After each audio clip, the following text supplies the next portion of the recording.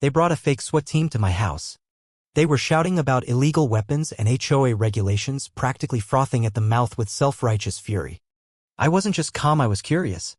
Because what they didn't know is that my home is a federally certified training facility and I'm a Navy SEAL. So, I made a call and 5 minutes later, their little neighborhood cosplay spiraled into actual federal charges. You're probably asking, how does something that unhinged even happen? Trust me, I've asked myself the same thing.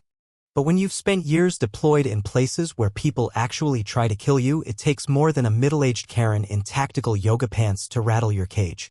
6 weeks earlier, things were relatively normal. It started with a mailbox. Just a mailbox. Mine was custom-built from cold-rolled steel with a locked compartment. Totally standard for someone in my line of work. But apparently, it looked a little too militarized for the unofficial aesthetic of the neighborhood. That might have been a valid concern if we had an actual HOA. We didn't. I was tightening the bolts on my new mailbox when I heard flip-flops slapping the sidewalk like judgment incarnate. Enter Karen Platinum Bob, oversized sunglasses, a clipboard like she was storming the beaches of Normandy. She marched onto my property and announced that mailbox violates Section 12 of the HOA code. I looked up and squinted. There is no HOA. She smiled the way snakes do and tapped her clipboard. We reformed it. You must have missed the memo. Now, I love protocol. So I asked, did you file the new HOA charter with the county? Her eye twitched. We don't need to. It's a private community agreement. That's when I realized I wasn't dealing with a neighbor. I was dealing with a suburban warlord. I shrugged and returned to my bolts. 2 days later, a letter appeared taped to my door. Printed on recycled printer paper and sealed with what might have been grape jelly, it accused me of violating 4 new HOA bylaws, including hostile aesthetic interference and unregulated postal infrastructure. I laughed, snapped photos, and sent them to my lawyer. Turns out the HOA was dissolved 5 years ago. No board, no authority. Karen had invented a fake one. Within a week, she and her boyfriend, let's call him Todd, began nightly patrols in a Jeep Liberty with orange hazard lights and a magnet reading HO enforcement slapped on the side. Todd wore knockoff Oakleys and the kind of energy you get from 3 failed police academy applications. They started handing out fake violations for things like non-regulation grass and excess fescue. Nobody knew what fescue was, so everyone just mowed like mad. Karen, drunk on power and probably boxed Rose, set up a Facebook group called Concerned Citizens of Oak Hills Ridge. It was mostly blurry mailbox photos and posts about suspicious activity, usually kids on bikes or leashed golden retrievers. I kept quiet. Watched. Let them dig their own grave. Then they messed up. Todd knocked on my door at 6 a.m., wearing a tactical vest with a patch reading Community Safety Unit. He handed me a clipboard and said I was being randomly selected for a weapons inventory inspection. I looked him dead in the eye and said, "You're trespassing on a federally certified training facility. Leave. Now." "You're not above the community," he replied. I repeated myself.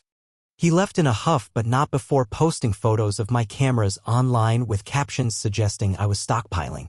At this point, neighbors were sending me screenshots. One had their flamingos stolen for not trimming hedges. It was escalating. I called a buddy at the Department of Homeland Security. They confirmed my facility's status and advised me to document everything. Then came another letter titled Final Notice of Weapons Forfeiture, signed by Karen as acting HOA commander. She ordered me to present all non-registered weapons for verification. That's when I knew it was time to flip the switch. I waited until their compliance patrol was fully operational, Todd with a bullhorn, Karen in a faux military jacket, folding table, zip-tie handcuffs, Capri Suns. They yelled, "This is your final warning. Surrender the weapons." I didn't move. I called a number. Spoke 6 words. Activate Federal Certification Clause, Code 173. 15 minutes later, the neighborhood went still. The fake SWAT team, 3 guys in cargo pants and eBay vests, stood awkwardly. Then the black SUVs arrived. No sirens. Just presence. For real federal agents stepped out. No yelling. No drama. Just calm authority. "Ma'am, step away from the property," the lead agent said. Karen puffed up. "This is private HOA business, sir. I am authorized under the revised community charter." The agent cut her off. "You're impersonating law enforcement on federal land. That's a felony." Todd stepped forward. The agent flashed a badge and rested a hand near his sidearm. Todd backed up. Fast. I finally opened my door. Told you, I said. Karen, bless her deluded heart, tried one last time. You have no jurisdiction. This is HOA territory. This is a DoD-certified training site. You're lucky this isn't being treated as a breach. One of her lackeys tried to bolt. An agent stepped in front. You're not going anywhere. Neighbors peeked out from blinds. Mrs. Edmonds mouthed finally while cradling her cat. The agents took statements. I handed over a full dossier. Fake notices, photos, videos, recordings of Todd threatening civil detainment. Karen's forged documents were bagged as evidence. She asked to speak to a supervisor. The lead agent deadpanned, I am the supervisor. And you're in very real trouble. Her Comic Sans weapons forfeiture letters made one agent actually snort. Karen and Todd were gently cuffed and loaded into SUVs. The fake SWAT crew was detained for questioning. Neighbors emerged. One brought a six-pack. Some clapped. Someone asked if this meant the HOA was over. It never existed, I said. This was a suburban coup. Later that night, I reviewed the footage. Every second captured. I backed it up to the cloud. Then I got an email from Karen. Subject line, legal response pending. The email claimed it was all a misunderstanding, that she had documentation and I was violating neighborly conduct. At the bottom, the real gem, my lawyer says this could go federal. Just wait, I chuckled. Because if she wanted federal, I could go federal. I had tools she hadn't even seen yet. By morning, the neighborhood felt still, like after an earthquake. But Karen wasn't done. She hired a lawyer, some guy named Douglas, who called himself community counsel. He quoted outdated laws and wore a Bluetooth earpiece like he was starring in a low-budget courtroom drama. 3 days after the takedown, Douglas showed up. You're going to regret infringing on neighborhood authority. Karen impersonated federal officers, I replied. We can prove it was lawful under localized governance. I let him talk. He rambled for 20 minutes about emergent communal sovereignty. Did you review the video evidence? I asked. Video is subjective. That was enough. Karen resumed her crusade via laminated signs taped around the neighborhood. Notice, ongoing legal review. Residents may be contacted regarding non-compliance. Some neighbors panicked. Others laughed. I called a contact in federal property oversight. Asked, what's the fastest way to lock this land down? Answer, update the certification. Make it active, not dormant. 3 days later, signs appeared, federally protected training zone. Unauthorized access prohibited. Karen's fake HOA? Now criminal. She pivoted again. Garage meetings. Flyers titled Neighborhood Order Strategy Session. Todd wore a polo labeled HOA Tactical Response. I attended for laughs. Karen unveiled a PowerPoint, taking back our streets. She claimed federal agents were part of a conspiracy. Said I was weaponizing bureaucracy. Passed out new checklists.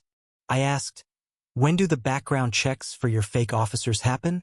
Before or after they impersonate feds? Dead silence. I emailed the update to the DHS team. Their response, we're monitoring. Auditors started visiting Karen. Her Facebook group went private. The laminated signs disappeared. Then a man delivered a civil suit. From Douglas, accusing me of community sabotage. I laughed, filed a countersuit. We presented every fake document, every recording, even PowerPoint slides. Karen showed up to court pale, stiff, blazer from a past era. Her new lawyer looked lost. The judge flipped through the file. You do understand impersonating federal officers is a felony, right? She stammered. My lawyer whispered, watch this. We presented everything. The judge ruled swiftly, a campaign of impersonation, intimidation, unlawful enforcement. Injunction granted.